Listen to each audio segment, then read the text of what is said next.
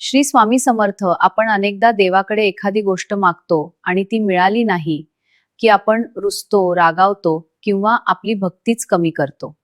आपल्याला वाटतं की देवाने आपल्यासाठी दरवाजा बंद केलाय. पण खरंच असं असतं का? आजची ही छोटीशी गोष्ट तुम्हाला या प्रश्नाचं उत्तर देईल. एक तरुण मुलगा होता. त्याचं नाव होतं अनिकेत. अनिकेतने एका मोठ्या कंपनीत नोकरीसाठी खूप मेहनत केली होती. तो स्वामींचा भक्त होता. मुलाखतीच्या दिवशी त्याने स्वामींसमोर डोकं ठेवलं आणि प्रार्थना केली, स्वामी, ही नोकरी मला मिळू दे. माझ्या कुटुंबासाठी हे खूप महत्वाचं आहे.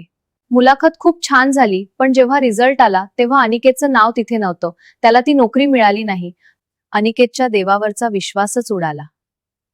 तो रागात अक्कलकोटला गेला आणि स्वामींच्या फोटोसमोर उभा राहून म्हणाला, मी तुमची इतकी सेवा केली, मग तुम्ही माझ्यासाठी हा एक दरवाजा का बंद केलात?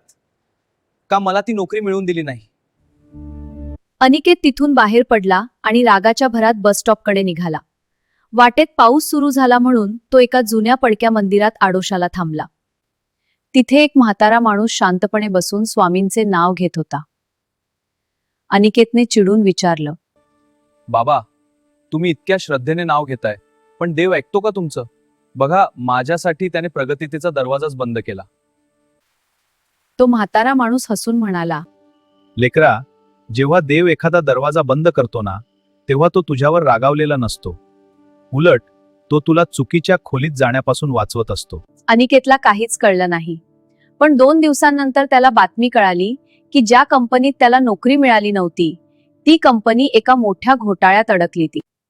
आणि तिथल्या सर्व कर्मचाऱ्यांवर पोलीस कारवाई झाली.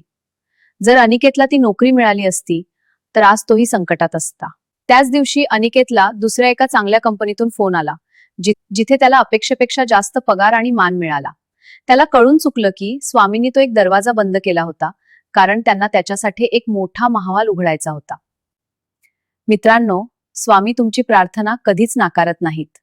एकतर ते तुम्हाला हवं ते देतात किंवा त्यापेक्षा काहीतरी भारी देणार असतात. म्हणून जेव्हा एखादी गोष्ट मिळत नाही तेव्हा समजावून की स्वामींनी तुमच्यासाठी काहीतरी मोठं नियोजन करून ठेवलंय. कधी तुमच्या आयुष्यात असं झालंय का की सुरुवातीला वाईट वाटलं, पण नंतर कळलं की जे झालं ते स्वामींच्या कृपेने चांगलंच झालं? कमेंटमध्ये नक्की सांगा. श्री स्वामी समर्थ. अशाच सकारात्मक कथा आणि स्वामींच्या प्रेरणेसाठी आपल्या या परिवाराशी जोडून राहा. चॅनेलला सबस्क्राईब करायला विसरू नका. भेटूया पुढच्या व्हिडिओमध्ये. श्री स्वामी समर्थ.